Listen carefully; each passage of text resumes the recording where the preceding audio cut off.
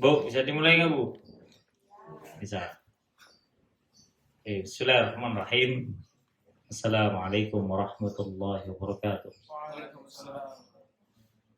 Alhamdulillahi rabbil alamin. Wassalatu wassalamu ala ashrafil anbiya'i wal mursalin. Sayyidina wa habibina wa syafi'ina wa maulana Muhammadin wa ala alihi wa ashabihi ajma'in wa man tabi'ahum bi ihsanin ila yaumiddin wa sallama tasliman katsiran amma ba'd. Ma'asyiral muslimin rahiman rahmakumullah. Alhamdulillah, bersyukur kepada Allah Subhanahu wa taala yang telah memberikan kenikmatan kepada kita semuanya. Salawat serta salam tercurah limpahkan kepada junjungan Nabi kita Muhammad sallallahu alaihi wasallam dan kepada orang-orang yang senantiasa mengikuti sunnah beliau dan baik hingga yaumil qiyamah. Ma'asyiral muslimin rahiman rahmakumullah. Insyaallah pembahasan kita di siang hari ini masih melanjutkan pembahasan kita yang telah berlalu. Yang lalu bukan Jumat kemarin, bukan. Yang lalu, bulan lalu. Ya, awal bulan lalu, bulan kemarin. Tentang bagaimana ciri-ciri keluarga bahagia. Ya, sebenarnya kita masuk bab talak. Sebelum masuk pada bab talak. Kenapa kita harus membahas masalah bab talak?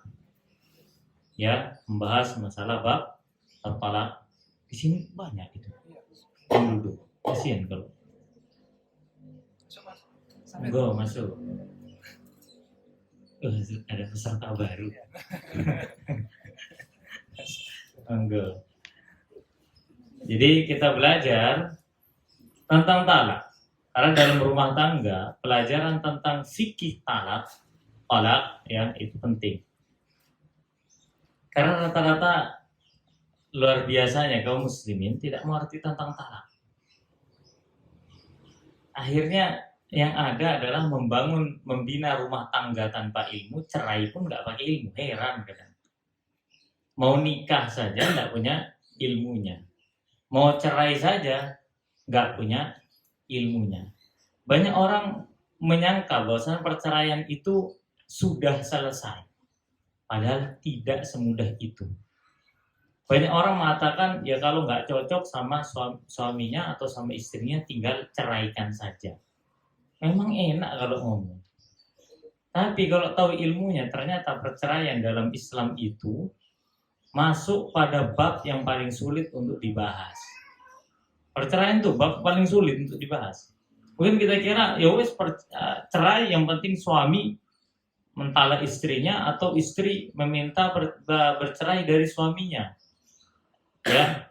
Maka itu sudah masuk dalam bab perceraian. Iya, hanya sebatas itu yang kita tahu tentang masalah perceraian. Akan tapi kita banyak hal yang kita tidak tahu. Apa hal-hal yang bisa masuk dalam ranah sebab seseorang itu boleh atau tidak boleh bercerai. Nah, ini enggak, emosi dikit cerai. Yang suaminya emosi dikit menceraikan istrinya. Istrinya emosi dikit ke suaminya minta cerai.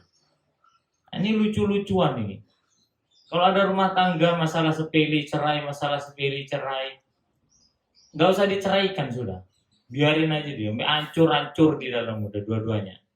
Kenapa? Karena orang-orang seperti ini sekalipun dia sudah bercerai dari pasangannya, kemudian dia ingin mencari pasangan baru yang menurut hatinya itu sesuai dengan karakternya, tetap aja ujung-ujungnya cerai. Kenapa? Karena dia nggak ngerti mana hal-hal yang memang sifatnya urgen, penting untuk diceraikan. Jadi sebab seorang wanita atau laki-laki menceraikan istrinya atau istri meminta cerai kepada suaminya, mana hal-hal yang memang hal sepele yang nggak layak untuk dijadikan alasan dalam secara syariat, ini alasan untuk bercerai. Dan rata-rata kita jumpai perceraian itu alasannya adalah alasan-alasan yang sepele, bukan alasan besar seperti apa enggak, bukan.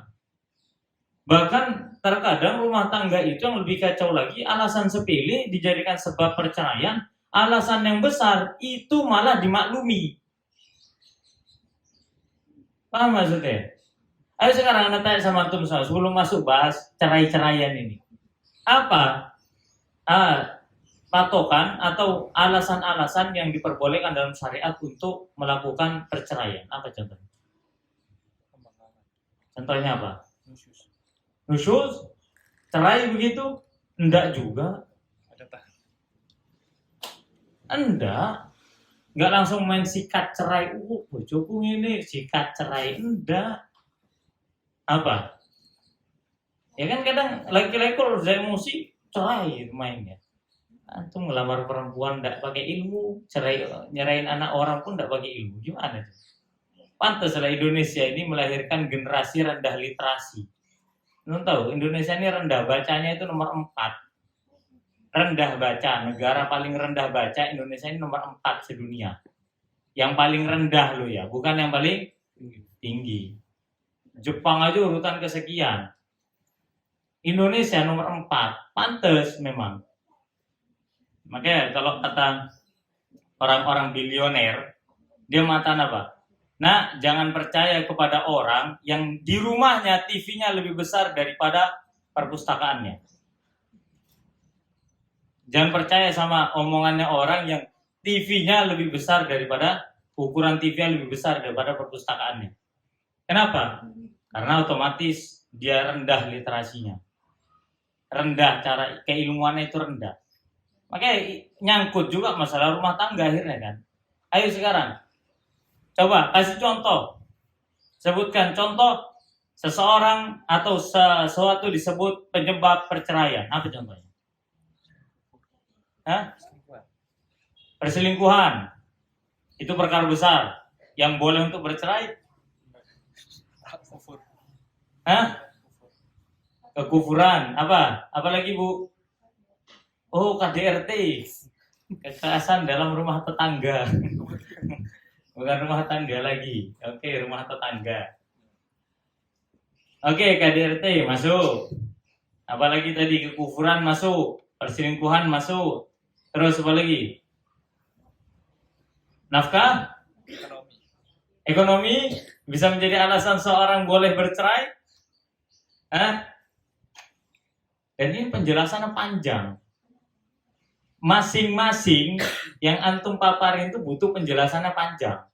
Nggak gampang. Kayak masalah perselingkuhan. Apakah langsung, kegep selingkuh contohnya, langsung diceraikan? Enggak segampang itu gitu. Coba bayangin Islam ini ngatur masalah perceraian itu sedetail mungkin, tujuannya adalah untuk tetap mempertahankan keutuhan rumah tangga. Kita aja yang kadang jiwa-jiwa syaitonnya keluar kalau lagi ngadepin pasangan, betul nggak? Iya, kayak masalah ekonomi contohnya. Ya, ini suami saya pasti nggak mampu secara ekonomi, boleh nggak saya minta cerai? Nah, seperti ini terkadang hal-hal yang sifatnya sepele.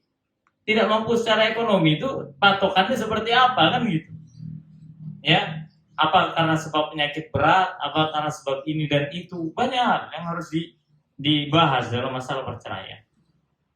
Ya, ada lagi masalah yang terkadang banyak kaum muslimin tidak tahu. Banyak kaum muslimin tidak tahu ini perkara urgen. Bahkan ini para ulama mengatakan boleh bagi seorang untuk menceraikan pasangannya atau istri yang minta cerai suaminya. Padahal ini perkara yang dianggap sepele. Apa itu? Apa coba? Ini perkara besar dalam syariat tapi dianggap sepele. Ninggalin sholat. Kalau ada pasangan kita ninggalin sholat, dikasih tahu udah tetap ninggal, minta cerai tidak apa-apa. Berhak, bahkan para ulama mengatakan berhak seorang istri meminta cerai dari suaminya apabila ia tahu hukum sholat dan suaminya sudah mengetahui hukum sholat. Insya Allah orang Islam tidak ada yang tidak tahu hukum sholat. Cuman karena malas saja pas Jumatan tok hadirnya. Ya kan? Atau suami mengetahui istrinya tidak sholat padahal sudah dinasihati segala macam, maka boleh untuk menceraikan istri karena sebab meninggalkan sholat. Ini dianggap sepele enggak ini? Dianggap sepele. Padahal ini boleh menjadi alasan. Bahkan ini Allah mengatakan kalau ada seorang suami yang jelas-jelas ia meninggalkan sholat di hadapan istrinya, maka istrinya boleh untuk berpisah dengan suaminya. Bahkan pada saat dia tahu suaminya tidak pernah sama sekali mendirikan sholat, maka wajib bagi istri untuk meminta cerai. Harus. Kenapa? Karena untuk menyelamatkan agama dan sholatnya. Karena harus itu. Sudah nyampe derajat harus, bukan boleh lagi. Harus. Ya, oleh karena ma'asyiral muslimin rahimakumullah, pentingnya kita belajar tentang masalah perceraian, sehingga ketika kita menemukan perkara-perkara atau masalah-masalah dalam rumah tangga, kita tidak mudah untuk menceraikan pasangan kita. Ya, kalaulah seandainya dalam rumah tangga itu perceraian terjadi, jangan sampai perceraian itu terjadi karena di atas kebodohan dan kejahilan. Ini contoh bodohnya orang cerai zaman sekarang itu, anak paling heran apa? Kalau sudah nyeraikan istrinya, istri pulang ke rumah orang tua, pisah udah. Paham kan itu? Udah, wis mulia kono, pulang ke rumah orang tua, pulang beneran, coba. Dua-duanya sama-sama bodoh. Nggak suaminya, nggak istrinya. Kalau saya cerai sama kamu, hari pertama saya langsung meninggalkan rumah ini. Ya nggak gitu cara cerai dalam Islam itu. Padahal ada masa iddah, di mana masa iddah itu suami istri harus tetap satu rumah sampai masa iddahnya selesai. Tujuan untuk apa? Mikir. Iya, antum tahu kenapa masa iddah itu suami istri harus satu rumah di fase masa iddah itu? Supaya dua-duanya mikir gitu loh. Kenapa kok terjadi perceraian? Nah, ini banyak yang nggak tahu di antara kita. Ya, belum lagi sebelum terucap kalimat perceraian. Kapan seseorang itu boleh mengucapkan kalimat perceraian atau meminta cerai? Padahal ada fase sebelum pengucapan apa itu? Talak itu sebelumnya pasti ada fase. Sama kayak seorang itu menikah. Ada fase sebelum pengucapan pelafatan ijab qabul.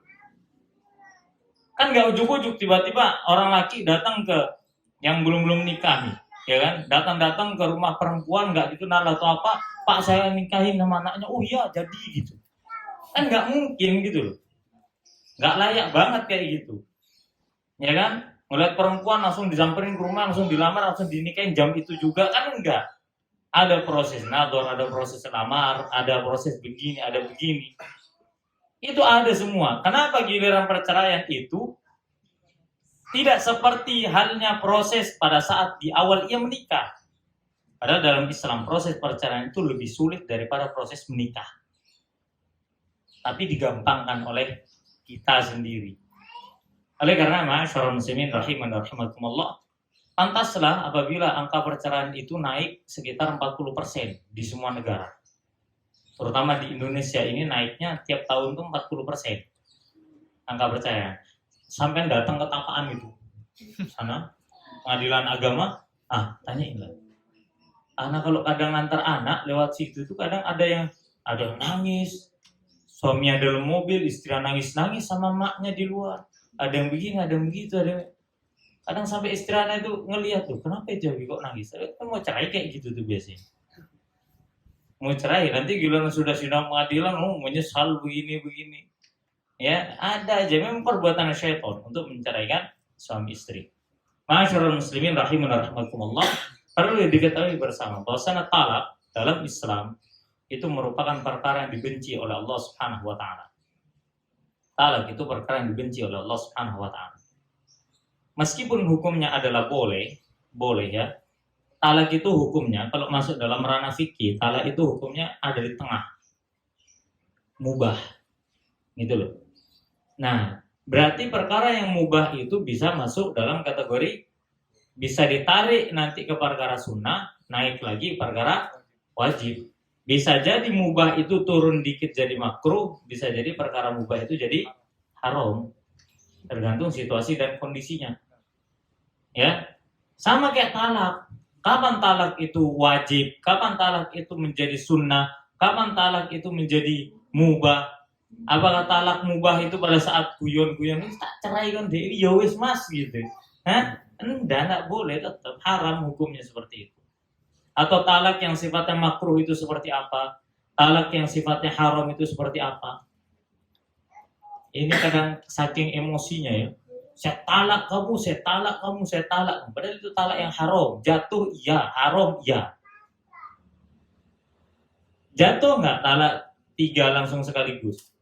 Jatuh. Tapi hukumnya adalah haram. Haram tetap dosa. Dia menceraikan tuh dapat dosa. Siapa? Yang laki. Coba bayangin. Kalau talak loh. Talak itu bisa ditarik kemana-mana.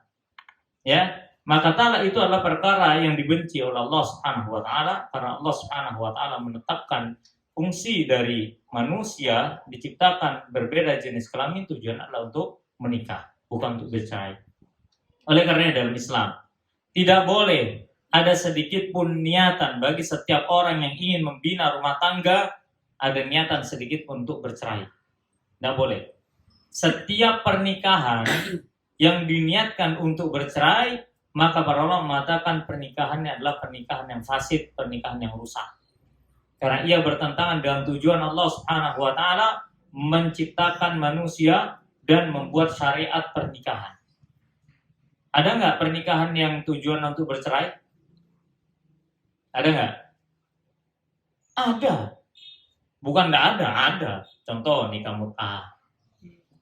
Ya kan nikah mut'ah itu kayak orang-orang Syiah itu, ya kawin kontrak, pokoknya dikontrak sekian, perempuan didatangi, dilamar, kemudian dinikahi, yang penting dengan kawin, dengan uang seumpama berapa puluh juta, berapa ratus juta, 150 juta, ya nanti kontraknya selama 3 bulan, terserah, ya seperti istri sah, nanti kalau sudah 3 bulan selesai, ya sudah, buyar, maka ini nikah mut'ah dan haram dalam Islam. Ini diharamkan dalam Islam. Dahulu pernah zaman Nabi Sallallahu Alaihi Wasallam ada sahabat yang melakukannya dan Nabi Sallallahu Alaihi Wasallam setelah itu mengharamkan. Ya, di antara yang diharamkan Nabi pada perang Khaybar adalah nikah mut'ah, kemudian luhum, yaitu daging-daging dari daging himar yang jinak, itu nggak boleh, haram hukumnya untuk dimakan. Adapun himar atau himar ya, himar keledai. Kalau daging keledai yang dipelihara itu haram hukumnya dimakan. Kalau keledai itu liar, maka itu boleh dalam Islam. Oh, kenapa Ustaz kok beda? Nggak usah tanya himarnya, kita bahas cerai. Nggak usah tanya himarnya tuh. Antum bahas cerai kok malah tanya himarnya, keledainya. Oke, maka nikah mut'ah diharamkan oleh Nabi Sallallahu Alaihi Wasallam dan syariat Islam yang mulia. Karena tujuan Islam membuat syariat pernikahan adalah untuk menyatukan, litas kunu ilaiha, betul nggak? Untuk memberikan kasih sayang di antara mereka, menyatukan dua insan yang berbeda jenis kelamin, berbeda watak, berbeda sifat, berbeda arogansi, ya, maka ini dipersatukan dalam ruang lingkup pernikahan. Kemudian ma'asyiral muslimin rahimakumullah, seperti halnya pernikahan yang sifatnya selain nikah mut'ah tadi, ada nikah yang berniat bercerai, contohnya seperti dijuluki oleh Nabi Sallallahu Alaihi Wasallam sebagai laki-laki sapi jantan. Bukan berarti halal dikorbankan. Enggak. Nikah apa? Iya, muhallil. Nikah tahlil namanya. Apa artinya? Begini. Ada seorang wanita yang sudah diceraikan oleh suaminya dengan talak 3. Kemudian ia ingin kembali kepada laki-laki tersebut. Ya, maka wanita ini menikah kembali dengan laki-laki yang berbeda dengan tujuan untuk diceraikan. Setelah itu ia bisa kembali lagi kepada suami pertama. Nah, ini nggak boleh, hukumnya haram. Atau suaminya mengatakan kepada laki-laki lain, kepada kawan yang mungkin nikahi mantan istri saya, jangan diapa-apain, ya kan? Nanti saya bayar sekian, berapa puluh juta, kamu nikahin dia, nanti setelah itu dapat 1 jam ceraikan, supaya nanti sorenya saya bisa nikahin dia lagi gitu. Eman kan bongkar panggung, nah gitu, ya. Nah seperti ganti pemain jadinya. Nah seperti ini haram hukumnya dalam Islam. Maka Nabi Sallallahu Alaihi Wasallam mengatakan laki-laki yang menjadi lakon dalam pernikahan itu, laki-laki yang dibayar tadi, maka itu disebut dengan sapi jantan. Dan itu tercela di dalam Islam, jadi nggak boleh. Ya. Kemudian ma'asyiral muslimin rahimakumullah, kita akan membahas talak, insya Allah secara detail. Moga-moga waktunya, tetap tidak cukup. Udah mau tinggal 4 menit lagi waktunya. Masih injury time. 2 babak injury time. Oke. Kapan seseorang itu, ya, kapan seseorang, atau kita memberikan pengetahuan dulu seputar talak. Oke. Ada talak itu ada berapa macam? Talak. Ada 3. Udah kayak lempar jumroh udah. Ya. Oke, at-talaqul awal, ada talak yang pertama. Kemudian as-sani yang kedua, as-salis yang ketiga. Ya. Adapun talak pertama dan kedua, hukumnya itu sama. Hukumnya sama. Apa artinya? Artinya ketika seorang wanita ditalak oleh suaminya, kita bahas suami mentalak istri dulu ya. Kalau istri minta cerai ke suami itu bukan masuk bab talak sebenarnya, masuk dalam bab khulu. Namanya itu khulu. Oke, adapun talak pertama dan kedua itu hukumnya sama. Apa maksudnya? Seperti masa idahnya, kalimatnya itu sama sebenarnya. Ya, dan talak 1 serta talak 2 ini menjadikan suami istri bisa rujuk kembali. Baik ketika dalam fase masa iddah ataupun setelah mereka keluar dari masa iddah. Contoh nih, seorang laki-laki si A menceraikan istrinya si B dengan mengatakan saya talak kamu. Saya talak. Nah, sudah. Ya. Maka masa iddahnya berapa? 3 kali masa haid. Ayo tuh. Gimana? Masa iddahnya gimana? 3 kali masa haid. Bu, masa iddahnya perempuan yang dicerai oleh suaminya berapa, Bu? Alhamdulillah, Ustaz, anak belum pernah cerai, jadi anak enggak tahu. Alhamdulillah, enggak tahu kok, alhamdulillah.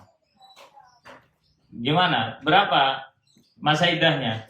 Salah satu kuru itu artinya 3 kali suci dari haid.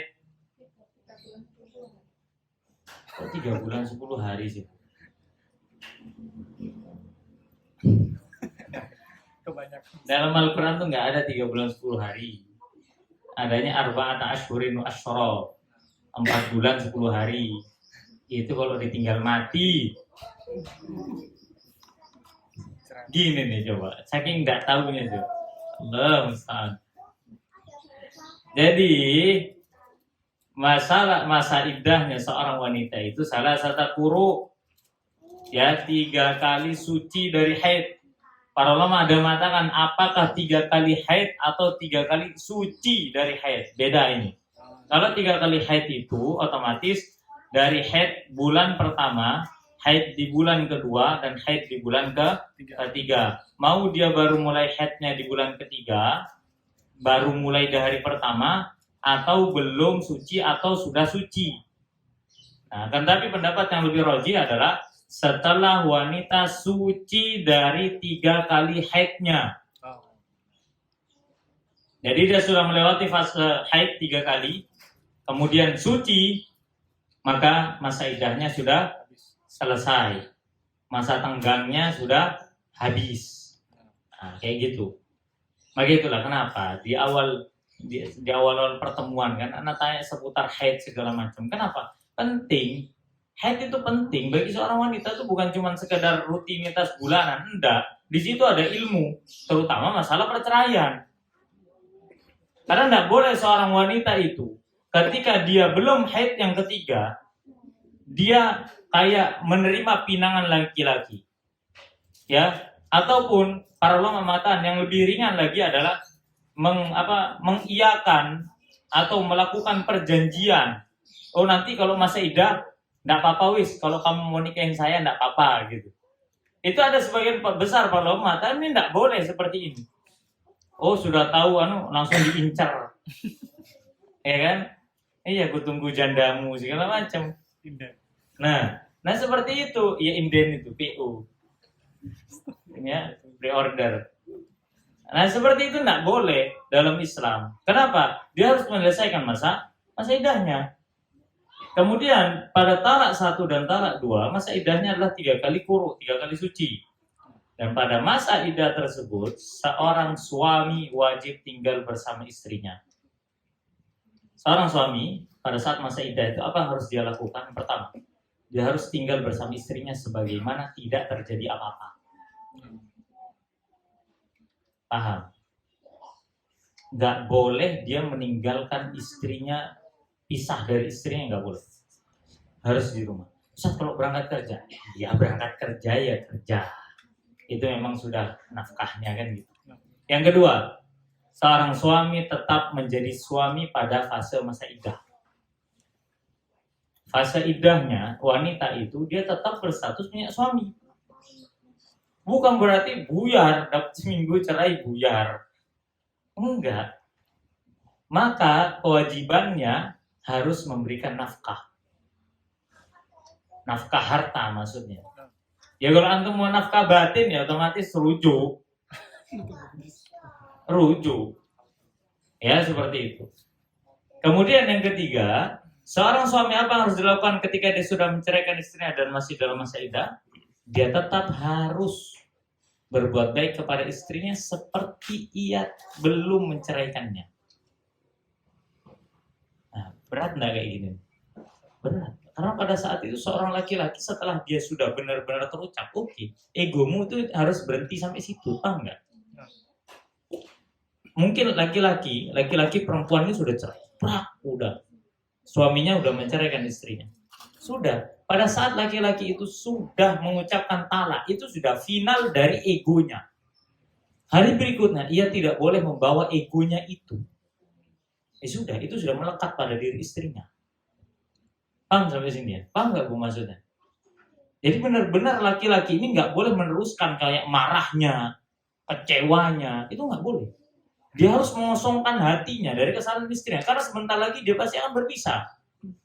Nah itu yang berat, yang kadang nggak dipahami gitu loh. Ya sudah minggat-minggat, gitu loh kalau bahasa kita itu. Kan ngawur, dua-duanya ngawur, suaminya ngawur, istrinya juga ngawur. Ya, saking pegele kemudian setelah itu ditinggalkan begitu saja. Makin tidak boleh dalam Islam dan itu hukumnya haram. Dan seorang suami wajib tetap untuk memberikan nafkah kepada istrinya, uang belanja setiap hari tetap harus. Suami makan dari masakan istrinya itu harus tetap. Ya sudah, nanti biar ketika masa iddah itu selesai mereka bercerai dalam keadaan baik-baik saja. Makanya kenapa sih? Terkadang ada istilah kalau mau cerai itu mbok yo dipikir, kasihan anaknya gitu kan. Sebenarnya yang harus dikasihani bukan anaknya, mak bapaknya ini loh, enggak mikir dulu kalau mau cerai. Padahal dia punya anak gitu. Padahal dia punya anak laki-laki perempuan yang harus mereka perbaiki mentalnya. Makanya suami istri ini kalau sudah cerai, sudah. Mereka berdua tetap harus mendidik anak mereka seperti halnya tidak terjadi apa-apa. Cuman bedanya nggak boleh nggak boleh satu rumah. Ya, apa berkomunikasi dengan mantan istri atau mantan suami boleh? Boleh, tapi sebatas sebagai seorang bapak dan anak sudah. Adapun selainnya maka tidak boleh.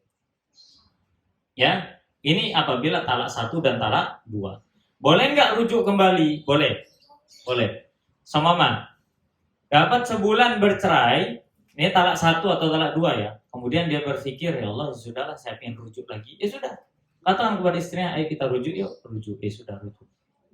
Ya, atau mereka tidak rujuk, tidak mengucapkan kalimat rujuk, tapi dengan melakukan hubungan biologis suami istri.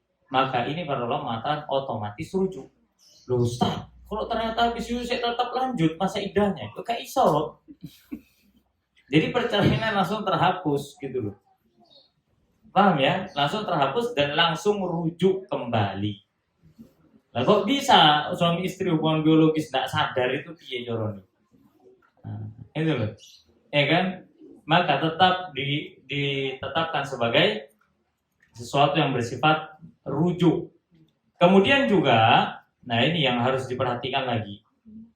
Ketika seorang suami istri itu sudah bercerai, maka ingatlah bahwasanya talak 1 atau talak 2 suami itu tetap terhitung ibarat vouchernya sudah hangus. Paham ya maksudnya ya? Kan suami istri ini kan voucher perceraiannya ada berapa? Kalau suami 3. Kalau sudah mengucapkan talak 1 ya sudah habis 1. Ustaz, pada saat talak 1 ini langsung rujuk gimana? Ya tetap vouchermu habis. Tinggal 2. Kalau 2, yang kedua, nah ini. Ya, kemudian setelah itu rujuk, ya sudah, vouchermu tinggal 1. Terakhir ini sudah, jangan gosok voucher lagi. Buyar langsung rumah tangga. Nah, seperti itu. Ya, karena 1, 2 ini tetap tercatat. Oleh karenanya begini. Kalau orang laki ini gampang-gampang mengeluarkan talak 1 dan talak 2, dia akan lebih mudah untuk mengeluarkan talak 3. Makanya hati-hati sama lisan. Jangan sampai kalau marah dikit langsung cerai. Kebanyakan garam langsung cerai. Ya buat teh kemanisan langsung cerai. Istrinya agak galakan dikit langsung cerai. Ya, jangan. Harus dipikirkan itu. Karena syaitan tuh luar biasa ya pengaruhnya. Kalau lagi ribut sama istri itu dalam pikiran, udah cerai aja nggak apa-apa, udah gitu udah bisikan syaitan, betul ya. Tapi giliran mikir-mikir, nanti cerai gimana ini kasihan. Ya, baru sehat lagi kadang. Makanya anjuran anak suami-suami dia kalau lagi berantem sama istrinya, makan lagi, makan antum biar sehat antum. Iya, kenyangin dulu perut antum itu sendiri. Lalu satu istri Anda nyiapin masakan, nggak ngurus sama nyiapin istri, udah biarin sudah. Yang penting istri antum dia mangkal terasa antum kenyang dulu sudah. Kalau antum kenyang sehat pikiran antum. Ada pertanyaan di situ. Ya kan? Sehat pikiran antum. Nah, kayak gitu. Ya. Dan ingat ya, untuk suami istri, bukannya Anda menggurui Anda semua Anda. Yang menjadi masalah dalam rumah tangga kita itu satu. Apa itu? Kita tidak mau berdiskusi dengan istri kita atau tidak mau berbicara. Kalau ada masalah itu dipendem aja. Tiba-tiba yang ngeluber aja. Nangis. Ya udah kayak gitu akhirnya. Pokoknya kalau ada masalah itu sampaikan, enggak apa-apa. Duduk berdua. Buat teh, buat kopi. Anak-anak itu singkirkan aja terserah mau ditaruh mana. Enggak apa-apa. Karena kalau anak pribadi ya, menyelamatkan istri itu lebih utama daripada menyelamatkan anak. Kalau bahasa kasarnya anak sih bisa dibuat. Betul nggak? Iya, anak bisa dibuat. Antum sepertiga malam sholat witir, minta anak sholat, habis itu silakan antum kerjain. Allahumma jannibna syaitonal rajim sampai akhir selesai antum. Jadi insyaallah. Tapi kalau istri, kalau pasangan, ini yang harus dibela ini. Yang harus dibenerin dulu nih mak bapaknya. Gitu loh. Makanya kalau ada masalah itu, anak tuh singkirin dulu. Oh, nak mainlah yang jauh nak. Besok pulang kok sehari, nak apa-apa, tak kasih korting. Nah, baru beresin dulu.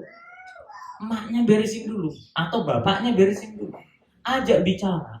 Yang baik ajak bicara. Ya, kalau mau ajak bicara suami, jangan pas pulang kerja capek gitu, jangan. Tahan dulu. Kasih makan dulu. Layani dulu. Baru setelah itu, bicarakan. Karena suami itu Bu, bayi besar. Udah loh Bu. Suami Anda itu bayi besar. Bayi yang sudah besar. Bayinya bayi. Lebih rewel daripada bayi. Maunya itu banyak. Ya, kalau sampean sudah sumpak sama anak, maka siap-siap sumpak, lebih sumpak sama suami. Mungkin anak sampean ngerengek minta ini minta itu, suami Anda minta yang aneh-aneh biasanya. Ya, maka bersabarlah wahai para istri. Karena setiap orang itu ujiannya berbeda-beda. Nah, kalau sudah sampai pada fase talak 3, maka masa iddahnya berapa? Kalau ditalak ya sama, 3 kali quru, akan tetapi setelah itu ia tidak boleh rujuk kembali. Tidak boleh rujuk kembali. Ya sudah. Apakah tetap tinggal serumah saat kalau sudah talak 3? Tetap tinggal, tapi nggak boleh melakukan hubungan biologis karena sudah haram. Apakah harus beda kamar? Enggak harus beda kamar. Kalau sudah talak 3 masih masa iddah lo ya. Kalau masih masa iddah, memang ada sebagian ulama mengatakan apa? Ya, harus keluar dari rumahnya, harus menjauh dari rumah karena sudah wanita ajnabi. Ya. Tapi kalau mengikuti ketentuan masa iddah yang salah satu kuru, maka tetap dia harus di rumahnya. Oke, kalau antum ragu, enggak apa-apa, antum pilih yang gini. Ustaz, lebih hati-hati, anak lebih milih yang apa? Yang pergi dari rumah. Oke, enggak masalah. Tergantung kesepakatan antara mantan suami dan istri ini bagaimana. Ya, intinya dalam cerai itu tidak semata-mata memikirkan tentang dirinya. Tapi dalam masa iddah itu memikirkan tentang dirinya, pasangannya, anak-anaknya yang ditinggalkan. Ini belum ngurus masalah harta gunung gini loh. Sekarang pertanyaannya gini. Bagaimana kalau seandainya ditalak 1 dan talak 2, masa iddahnya sudah selesai, kemudian mereka pengen rujuk, boleh apa enggak? Rujuk di luar masa iddah. Boleh dengan cara melangsungkan pernikahan yang baru. Iya, ijab kabul baru. Ya sudah, ijab kabul baru. Apakah setelah ijab kabul baru itu masih tercatat vouchernya hangus 2? Enggak. Dia kembali utuh 0 seperti semula.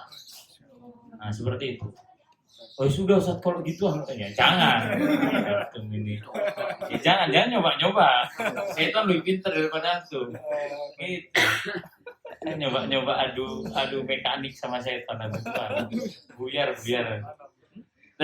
Ini masih masalah talak ya. Adapun talak 3 nggak boleh rujuk kecuali setelah seorang wanitanya atau mantan istrinya ini menikah dengan laki-laki lain. Kemudian apabila telah bercerai lagi dari suami yang kedua, entah yang berikutnya lah, ya setelah bercerai maka boleh kembali lagi kepada suami asalnya. Dan suami asalnya boleh meminang mantan istrinya yang sudah bercerai dari mantan suaminya. Bingung kan tentu? Ya kan, mantan suaminya boleh menikahi mantan istrinya yang sudah bercerai dari mantan suaminya yang berikutnya. Paham kan? Kalau enggak biasanya kalau banyak nonton sinetron tahu insya Allah. Ya, biasanya kalau sinetron cerai sana cerai sini segala macam. Maka hati-hati. Masalah tontonan itu hati-hati. Hati-hati. Lawang pemerannya saja yang biasa memerankan perceraian gitu-gitu, kekerasan dalam rumah tangga, akhirnya terjadi kan dalam kehidupan sehari-harinya.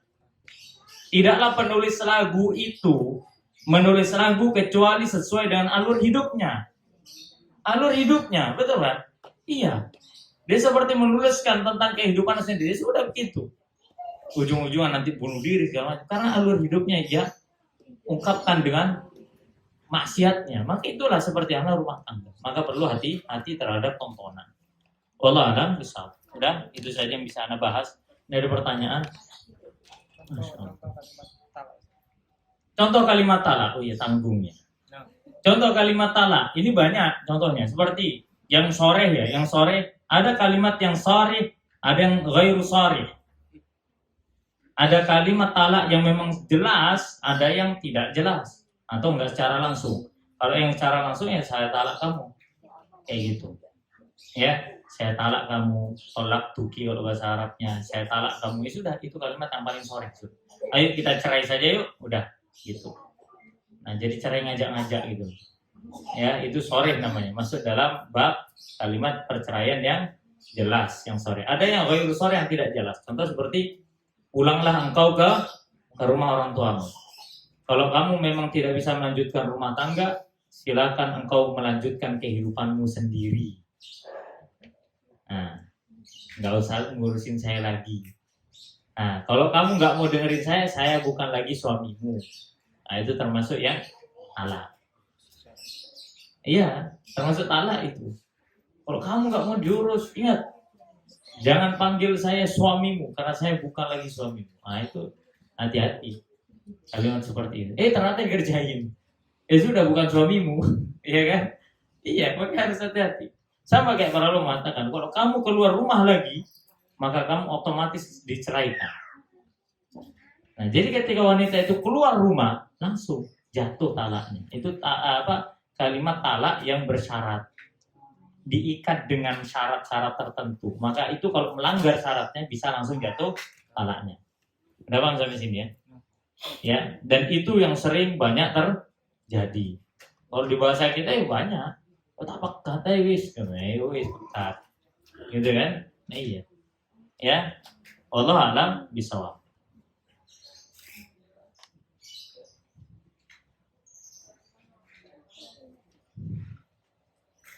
Bismillah, Fansad mau bertanya. Saya kurang jelas tentang patokan keluarga bahagia yang kedua. Ketika keluarga adalah prioritas utama dari lainnya, mohon dijelaskan lagi. Merasa nyaman di rumah. Kalau untuk laki-laki nggak ada ceritanya merasa nyaman di rumah. Oh, kerjotok penggaweannya. Ya, jadi seorang istri begini. Anda jelaskan dulu masalah ciri-ciri keluarga bahagia yang kedua, yaitu keluarga adalah prioritas dari yang lainnya. Karena Allah Subhanahu wa taala berfirman, "Qu anfusakum wa ahlikum wa ahlikum dan keluargamu." Artinya apa? Keluarga itu adalah prioritas utama dalam urusan ladang pahala. Baik pendidikan keluarga, anak dan istri, kebaikan dan pahalanya itu harus prioritas utama diberikan kepada keluarga, paham ya? Kalau kita suka membantu sesama, yang lebih utama untuk dibantu siapa? Keluarga. Kalau kita suka tersenyum kepada orang, yang lebih utama untuk kita senyumin siapa? Keluarga. Jangan pas ke orang, ke istrinya udah kayak kulkas, adem, ya kan? Jangan, udah kaku, adem, ya kan? Kalau kita bisa bergaul dengan orang dengan cara yang luas, dengan cara yang baik, ya sudah, kepada istrinya harus bergaul dengan cara yang baik. Jangan kayak kanebo kering, ya kan? Udah kayak kanebo kering susah dibentuk, susah dilipat, gitu susah. Jangan. Maka lihatlah Zaid bin Sabit. Tahu Zaid bin Sabit ya, sekretaris Nabi. Kata sahabat itu, Zaid bin Sabit ini tegas kalau di luar. Dia ngomongnya tuh tegas.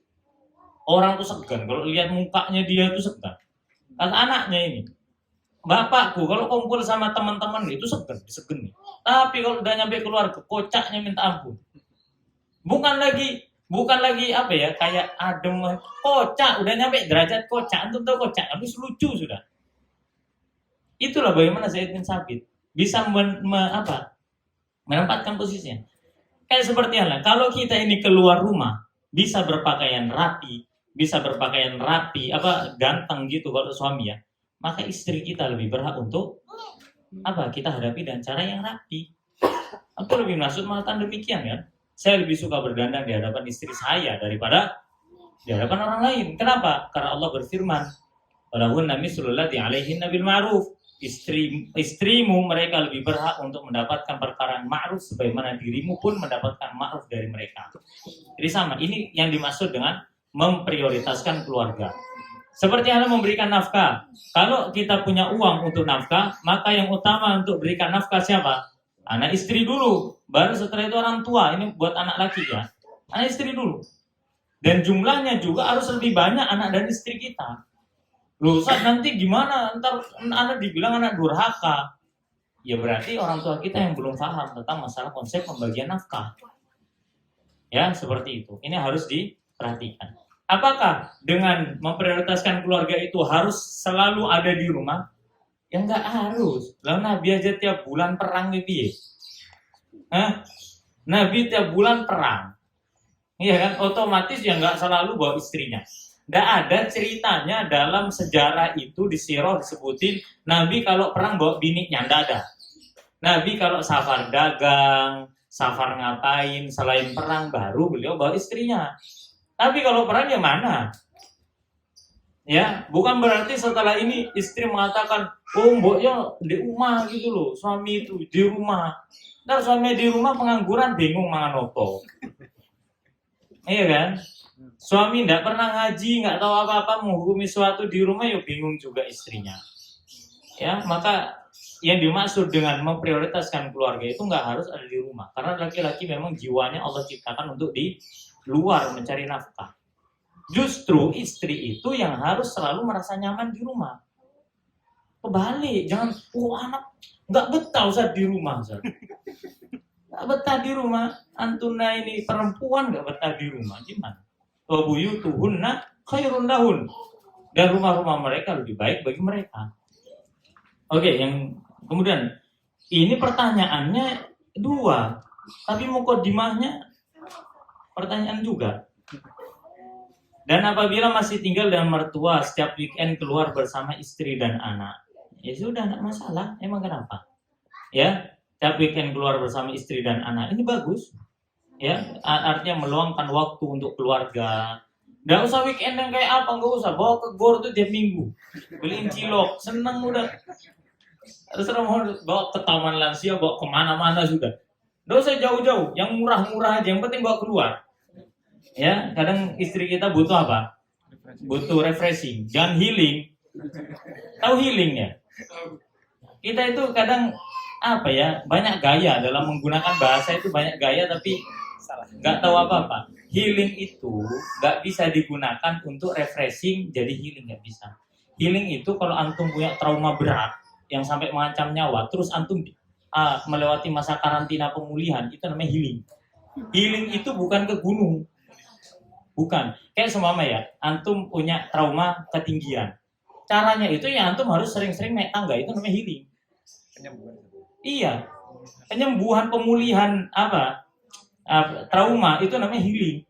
Emang antum ke Bromo, trauma ada ke Bromo. Oh antum pengen kok. Kecuali kalau antum takut anak ke Bromo, takut meledak begini-begini. Antum taruh Bromo, nggak ada ceritanya healing itu tambah senang. Nggak ada. Namanya pemulihan, siapa yang senang? Ya, jelas yang kedua, apabila sudah punya rumah sendiri, setiap weekend selalu keluar rumah, hanya sekedar makan di luar menyenangkan anak istri, boleh, bagus. Silahkan sediakan waktu, ya makan di luar, mau di halaman emper rumah boleh. Ya kita makan di luar, di emper aja, di teras. Nasinya dibawa pakai rantang, ya boleh.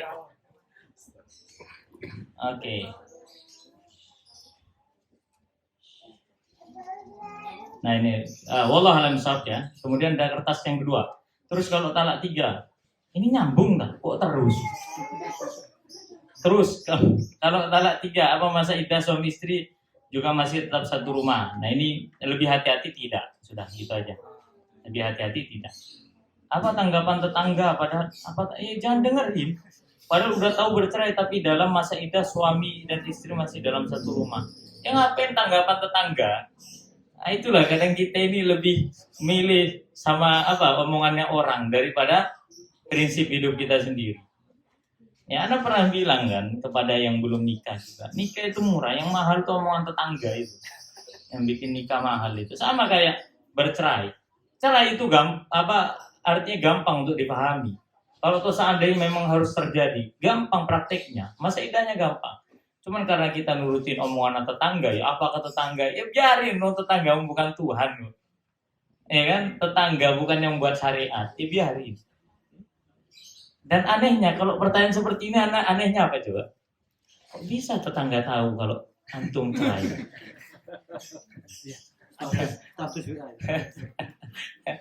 Update status, saya sudah bercerai, ngapain? Yang ada itu a'linun nikah, bukan a'linun talak. Umumkan pernikahan, bukan umumkan talak. Cerai diumumkan, udah biarin aja. Meskipun tidak ada orang yang tahu kalau kita bercerai, biarin, tidak apa-apa. Tidak apa-apa. Ustaz, nanti kalau timbul fitnah gimana? Kalau semua anak mau nikah kan, karena sudah bercerai mau nikah. Terus orang nggak tahu kalau anak sudah cerai, nanti anak dikira istri kedua gimana? Ya tidak apa-apa, alhamdulillah. Siapa tahu doa. Anda tuh nih ngelek kan semua kan mikir kan. Jadi sama terjadi perceraian suami istri, si A menceraikan si B. Tapi nggak ada orang yang tahu. Tiba-tiba aja ya sudah cerai ya, udah pisah rumahnya aja. Nah setelah itu baru yang laki ini cerai, nikah lagi, yang perempuan juga nikah lagi. Orang mengatakan apa? Enggak apa-apa, silakan. Biarkan orang-orang mengatakan apa. Ya. Kita tinggal jelaskan, ya saya sudah menikah dan saya sudah melewati masa iddahnya, sudah. Allah alam bisa. Toh juga tercatat kan di KUA. Betul nggak? Ada orang keburu tuntutan emosi sampai lupa KUA lagi. Bismillah, Fansat. Apa beda? Apa beda talak 1, 2, dan 3? Ya beda lah. Talak 1, 1. Talak 2 yang kedua, talak 3 yang ketiga. Ya perbedaannya tadi, kalau talak 1 dan talak 2 bisa kembali rujuk, talak 3 tidak bisa kembali rujuk. Wallahu a'lam bishawab. Tapi boleh nggak sih mentalak langsung? talak 1 dan talak 2 nggak boleh. Nggak boleh. Harus berbeda. Berbeda apanya? Baik waktu ataupun tempatnya. Sebisa mungkin para orang mengatakan berbeda waktu dan tempat. Mungkin ya saking emosinya suami pengen mentalak istrinya, itu nggak boleh dalam 1 hari. Cicil aja 1 minggu gitu. Ya kan? Nanti tinggal masa idahnya. Nah ini kadang nggak mikir juga, saya talak, kamu talak 3, langsung gitu. Nah, ini nggak boleh. Ya, apakah jatuh? Jatuh. Akan tapi jatuh talaknya terjadi, perceraian itu terjadi, tapi tetap mendapatkan dosa. Sama kayak seorang wanita, kan ada waktu-waktu dilarang wanita itu untuk ditalak. Pada saat masa kehamilannya. Seorang wanita kalau sudah diketahui hamil, maka tidak boleh talak oleh suaminya. Sabar sampai hamil baru talak. Udah? Atau pada saat apa? Haid. Nah ini haid lagi nih. Wanita kalau lagi haid aman, jangan ditalak. Nggak boleh. Ustaz kalau ditalak temenan ya opo? Ya sudah jatuh talaknya dan suaminya mendapatkan dosa. Dan dosa besar. Karena dia melanggar larangan. Melanggar larangan. Dan melanggar larangan itu dosanya lebih besar. Ya dosanya lebih besar. Wallahu a'lam bishawab. Sudah ya, nggak ada pertanyaan lagi ya. Sudah. Wallahu a'lam bishawab. Subhanakallahumma rabbana bihamdika. Assalamualaikum warahmatullahi wabarakatuh.